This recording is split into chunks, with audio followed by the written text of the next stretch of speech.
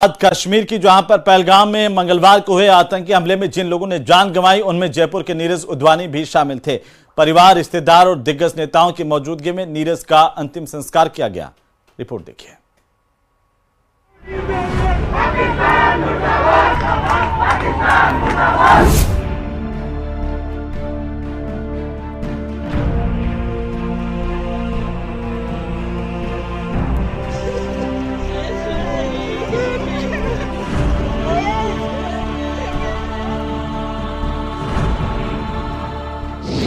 पंचतत्व में विलीन हुए नीरज उद्वानी। हर आंख रोई, हर किसी ने अंतिम विदाई दी। हाथ जोड़कर बिलखती रही पत्नी आयुषी। दहाड़े मारकर बेटे को याद करती रही मां।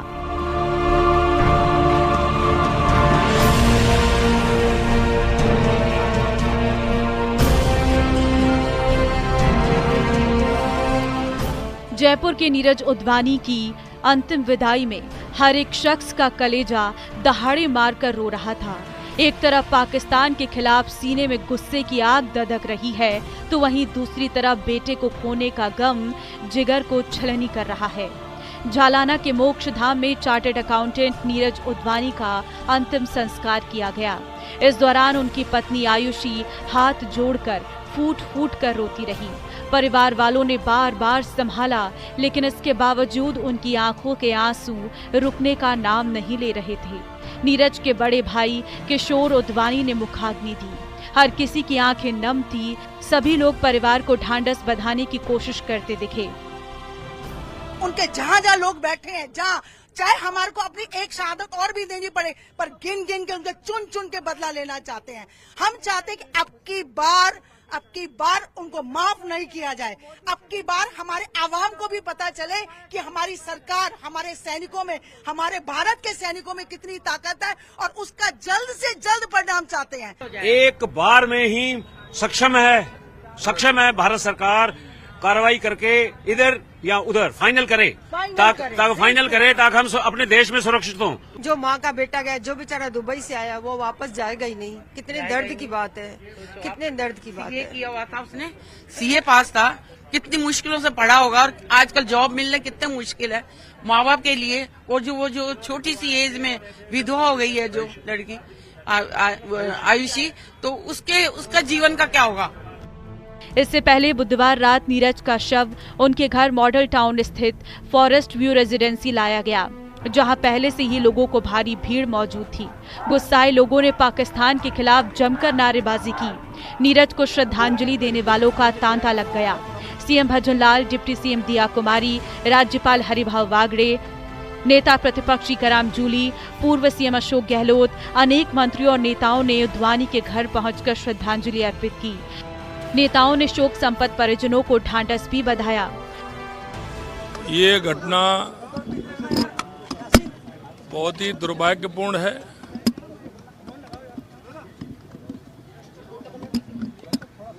और ये जिस तरह की कायरता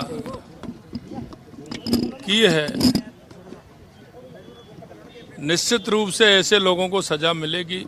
सुरक्षा समिति की बैठक में जो निर्णय लिया गया है माननीय प्रधानमंत्री जी की अध्यक्षता में, वो अपने आप में एक अत्यंत कड़ा संदेश है।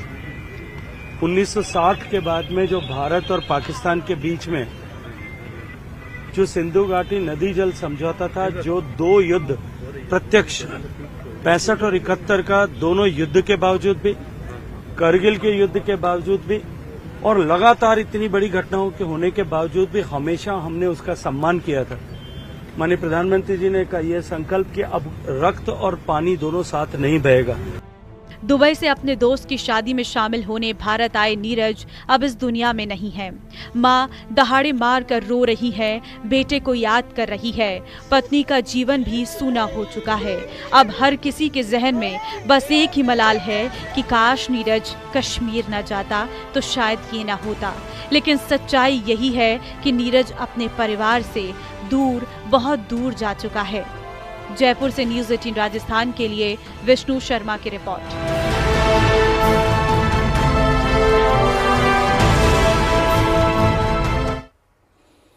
तो वहीं पहलगाम में हुए आतंकी हमले से पूरा देश गुस्से में है। देश भर में पाकिस्तान के खिलाफ जोरदार प्रदर्शनों का सिलसिला देखा जा सकता है और राजस्थान में भी इस कायराना हमले से लोगों में आक्रोश है।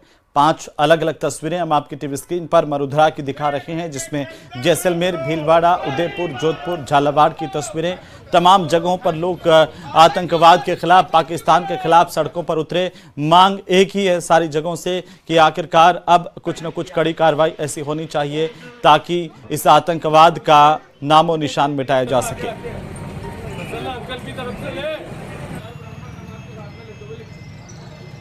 देश भर में आतंकी हमले के बाद गुस्सा देखने को मिल रहा है। लोग सड़कों पर उतर करके पाकिस्तान के खिलाफ प्रदर्शन करते देखे जा सकते हैं, आतंकवादियों के खिलाफ प्रदर्शन करते देखे जा सकते हैं और आतंक के खिलाफ भी प्रदर्शन करते देखे जा सकते हैं। जैसलमेर, भीलवाड़ा, उदयपुर, जोधपुर, झालावाड़ तमाम जगहों से कुछ इसी तरह की तस्वीरें सामने आई हैं।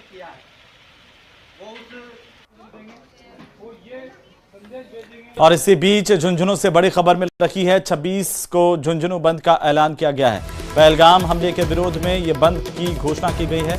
चूना चौक में विभिन्न संगठनों की एक बैठक हुई है, जहां पर यह फैसला किया गया कि पूरा का पूरा झुंझुनू जिला बंद रखा जाएगा 26 तारीख को और आतंकवाद के खिलाफ और इस तरह की कायराना आतंकी वारदातों के खिलाफ लोग आक्रोशित होकर के स्वतः बंद का आह्वान कर रहे हैं। तो बंद को लेकर के शुक्रवार को फिर से एक बड़ी बैठक बुलाई गई है। एक रणनीति बंद पर बनाई जाएगी। झुंझुनू से इस वक्त की सबसे बड़ी खबर है। झुंझुनू वो जिला है शेखावाटी का जिसने सबसे ज्यादा शहादत सेना में दी है करगिल के वॉर में, और ये इलाका इसीलिए जाना जाता है कि हर एक घर से यहाँ पर सैनिक है, फौजी है। और सबसे पहले राजस्थान का झुंझुनू आक्रोशित नजर आया इस आतंकी हमले के बाद में। इसकी वजह भी यही है कि हर एक बेटा जो बड़ा होता है उसकी तमन्ना, उसकी कामना मातृभूमि पर शहीद होने की होती है, देश के लिए काम आने की होती है। और यही वजह कि सबसे ज़्यादा आर्मी में यहाँ से हर घर से बेटे निकलते हैं। 26 को झुंझुनू बंद का ऐलान किया गया है।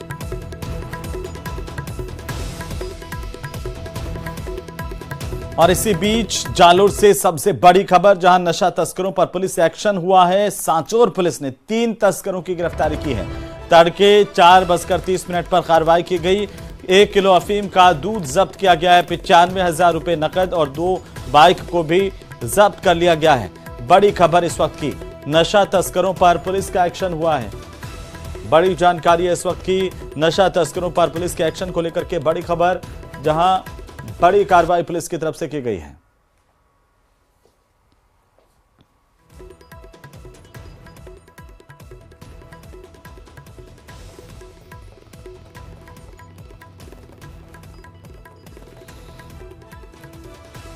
के द्वारा बड़ी कार्रवाई की गई है, जिसमें एएसपी श्री शरण कामले के नेतृत्व में एसएचओ सांचौर व उनकी टीम ने 1 किलो 533 ग्राम अफीम का दूध बरामद किया है तथा 94,000 रुपये नकद व 2 मोटरसाइकिल व 3 व्यक्तियों को गिरफ्तार किया गया है। कहते हैं बिन पानी सब सून। जी हां, हरियाणा के बॉर्डर इलाके में राजस्थान के झुंझुनू जिले के कुछ गांव में हालात बद से बदतर होते जा रहे हैं। लोग पानी पीने के लिए भी तरस रहे हैं। रिपोर्ट देखिए।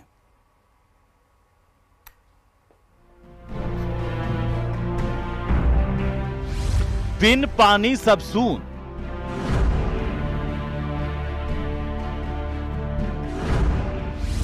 एक 1000 फीट तक गिरा भूजल स्तर।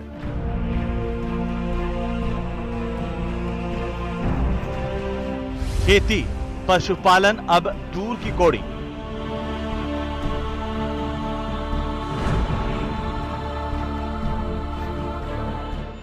बिन पानी सब सून। जी हां, हरियाणा की सीमा पर बसे कुछ जिलों में पानी को लेकर हालात बेहद खराब है। यहाँ ग्राउंड वाटर लेवल 1000 फीट से भी ज्यादा नीचे पहुंच गया है। अब यहाँ खेती तो दूर की कौड़ी हो गई है, पशुपालन भी यहाँ बिना पानी के संभव नहीं है। अब तो यहाँ लोग जैसे तैसे पीने के पानी की जुगाड़ में लगे रहते हैं। शिवपुरा और चुड़ीना गांव में तो हालात और भी बदतर है। सरकारी व्यवस्थाएं भी यहाँ पर दम तोड़ती नजर आती है। हालांकि यहाँ से करीब 10 से 12 किलोमीटर की दूरी पर हरियाणा की सीमा में भूजल का स्तर थोड़ा ठीक है। लिहाजा इस इलाके में अब पानी का अवैध कारोबार फल फूल रहा है। हरियाणा के पानी माफिया ने यहां 10 से 12 किलोमीटर लंबी पानी की लाइंस बिछा दी है और गांव में पाइपलाइन डालकर 400 रुपए प्रति माह वसूल किए जा रहे हैं और 1 घंटा पानी सप्लाई का वादा करके महज 15 से 20 मिनट ही पानी की सप्लाई की जा रही है। हरियाणा पानी 84 साल है, बहुत साल है। मैं तो बात ऐसे कि पानी की परेशानी है, नाश भी करना आ जाएगो बोटा करना न्यू कह दिया बहुत पानी आ जाएगो, पानी आ जाएगो, कई तो मोड़ा करवा दिया। अदमा पार्टी जाए मशीन भी एक किमी भी करे सरकार तो आ जाए जब की बात से। हाँ, डेली पानी है 10 किलोमीटर से हरियाणा। हाँ, उसे पानी पीने से वो अपनी खुद की खेती करनी है हमारी जमीन में से। वहीं ग्रामीणों का कहना है कि खेत सूने पड़े, पशु यहां से पूरी तरह उजड़ गए हैं। अब शिवपुरा गांव में 165 मकानों में करीब 1000 लोग रहते हैं। बिन पानी अब उनके लिए भी यहां रहना दुश्वार होता जा रहा है। हरियाणा के लोगों ने पानी के दम पर यहां के खेतों को भी औने पौने दामों पर किराए पर ले लिया है और वे यहां पर खेती करते हैं। बाकी किसान भगवान भरोसे। अब कभी ठीक ठाक बारिश हो जाती है तो थोड़ी बहुत फसल हो जाती है, नहीं तो खेत सूखे ही रह जाते हैं। हमारे पानी का काम चल जाए, खेती बाड़ी कर लें। पानी तो बाहर से हरियाणा से 8 किलोमीटर आगे से डेवली गाँव से आ रहा है। लाइन से लाए हैं पीने के लिए, वो वहीं का है, वहीं का कुआ है हरियाणा का ही। उनसे के नाम से वहाँ से कुआ मोल लिया और यहाँ के नाम से 2 लाख रुपए और यहाँ से फिर के नाम से एक आदमी ने नलका छोड़ता है। 400 रुपए महीने को लेता है। नहीं पूर्ति नहीं हो रही, पूर्ति होने हो रही। आधा घंटे 20 मिनट 40 मिनट आधे घंटे में जितना देवे है उसमें काम अपने पीने को चल जाएगा। इलाके के लोगों का कहना है कि अब यहाँ पर केवल नहर ही एकमात्र विकल्प बचा है। जल्द ही इन गांवों में पानी की व्यवस्था नहीं हुई तो लंबे समय से पानी की किल्लत झेल रहे यहाँ के लोगों के लिए पलायन ही एकमात्र विकल्प है। झुंझुनू से न्यूज 18 राजस्थान के लिए कृष्ण सिंह शेखावत की रिपोर्ट। और इसी बीच कोटा संभाग के सबसे बड़े महाराव भीम सिंह चिकित्सालय में एक बार फिर अस्पताल परिसर के अंदर तांत्रिक क्रिया की तस्वीरें सामने आई है। ये तस्वीरें देखिए, ये 21वीं सदी के भारत की तस्वीर है। जो ग्रामीण इलाकों से कुछ लोग यहाँ पर अस्पताल में आए थे और 3 अलग अलग गुटों में ग्रामीणों ने 3 अलग अलग स्थानों पर बैठकर यहाँ पर कई घंटे तक तांत्रिक क्रियाक्रम किए हैं, वो भी सरकारी अस्पताल में। अस्पताल परिसर में तैनात सुरक्षा गार्ड कहीं नजर नहीं आए, जिन्होंने कहीं दीवार के पास पेड़ के पास बैठकर अगरबत्ती जलाई, कुछ लोगों ने फूल मालाएं चढ़ाई, प्रसाद अनाज चढ़ाया। अस्पताल में आने वाले मरीजों के तीमारदार इस तरह की तांत्रिक क्रियाओं को देखकर अचंभित नजर आए। इधर अधीक्षक धर्मराज मीणा का यह कहना है कि अस्पताल परिसर में आकर पूजा करने वाले लोगों से समझाइश की जाएगी। ये तस्वीरें देखिए।